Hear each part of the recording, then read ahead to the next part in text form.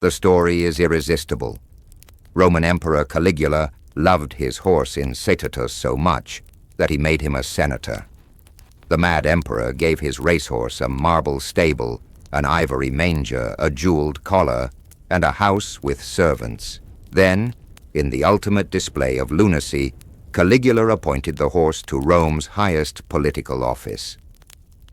It's one of history's most repeated anecdotes. The Oxford Dictionary of Phrase and Fable defines Incitatus as the name of Caligula's horse, made a consul by the emperor. Wikipedia has an entire page dedicated to this equine politician. The story appears in textbooks, documentaries, novels, even a BBC series where John Hurt parades the horse in a consul's toga. There's just one problem. It never happened. Incitatus was never a senator. He was never appointed consul. Ancient sources are unambiguous on this point. But the real story, what actually happened and why the legend persists, is far more interesting than the myth. What actually happened? Here's what we know from ancient sources. Roman historian Suetonius, writing about 80 years after Caligula's death, reports that the emperor lavished gifts upon Incitatus, equipping him with a marble stall, ivory manger, purple blankets, luxurious furniture, and his own slaves. Cassius Dio, another Roman historian, adds that servants fed Incitatus oats mixed with gold flakes. The horse wore precious stone collars. He had 18 attendants. Caligula threw dinner parties where the horse was the host. The emperor even procured Incitatus a wife, a mare named Penelope. All of this is documented. The extravagance was real. But the political appointment? That's where sources get careful. Suetonius writes, "It is also reported that he designated Incitatus to the consulship." Cassius Dio says Caligula even promised to designate him consul, and he would most certainly have done this if he had lived longer. Notice the language. Reported, promised, would have. Neither historian claims it actually happened. They're documenting what Caligula said, not what he did. The name was a joke. The horse's name is the first clue this was political theater. Incitatus means swift, or at full gallop, in Latin. Historian David Woods ingeniously discovered it's a pun targeting a specific consul, Asinius Sella, whose name means swift ass. Caligula was calling his political rivals donkeys. The joke, his racehorse could do their job better. When the emperor declared he'd make Incitatus consul, he was trolling the Senate, using his fastest horse to mock their slowest minds. It worked. 2,000 years later, we're still talking about it. And most people believe the horse actually served in office. The mad emperor narrative. Why does everyone believe Caligula made his horse a senator? Because we want him to be insane. Caligula is history's template for the mad emperor. He allegedly committed incest with his sisters, fed prisoners to wild beasts, claimed to be a god, declared war on Neptune, and ordered soldiers to stab the ocean. If he did all that, why wouldn't he appoint a horse to high office? But here's the problem. Most stories about Caligula come from Suetonius and Dio, writers who lived decades after his death and had political reasons to exaggerate. They wanted to make the Julian-Claudian emperors look terrible. Sensational tales sold better than boring fact. Modern historians increasingly question the mad Caligula narrative. Yes, he was cruel and autocratic, but truly insane? His fellow senators would have removed him faster. More likely, Caligula was a young tyrant who used shock tactics to humiliate political opponents. The Senate insult. Caligula became emperor at 24, young, arrogant, eager to experiment with absolute power. His predecessors Augustus and Tiberius pretended to respect the Senate, maintaining the fiction that Rome was still a republic. Caligula dropped the pretense. He forced senators to run beside his chariot for miles, made them serve as slaves at his banquets. Once at dinner, he burst into laughter. When asked why, Caligula replied, "It occurred to me that I have only to give one nod, and your throats will be cut on the spot." The Incitatus threat fits this pattern. By declaring he'd appoint his horse consul, Caligula was telling the Senate, "You're so useless, my racehorse could do your job." It wasn't insanity. It was calculated humiliation. The senators got the message.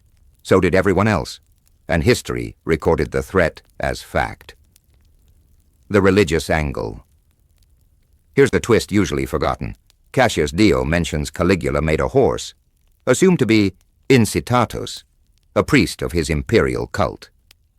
Not consul, priest. This detail gets overlooked because Dio mentions it in a different section without naming the horse. But it makes sense. Caligula declared himself divine, identifying as Jupiter Latiaris. Making his beloved horse a priest in his own cult aligns with his megalomania better than a political appointment. We've focused on the political abuse story while missing the religious power play. Caligula wasn't just mocking the Senate. He was elevating his horse within his personal god cult, treating Incitatus as semi-divine. The real Incitatus. Who was Incitatus really? Likely a Spanish or North African stallion, breeds prized in Roman racing. Caligula adored chariot racing. He built a private circus and spent hours at Circo Massimo watching races. Incitatus was his champion racer. The marble stable? Real. The ivory manger? Real. The purple blankets, fabric reserved for emperors, worn by a horse? Absolutely real. The jeweled collar, the servants, the house for entertaining guests, all documented. Romans loved their racehorses, but this was extreme, even by their standards. Caligula's treatment of Incitatus violated social hierarchy. Treating a horse better than most citizens, and certainly better than senators, was a profound transgression. That's what made it effective.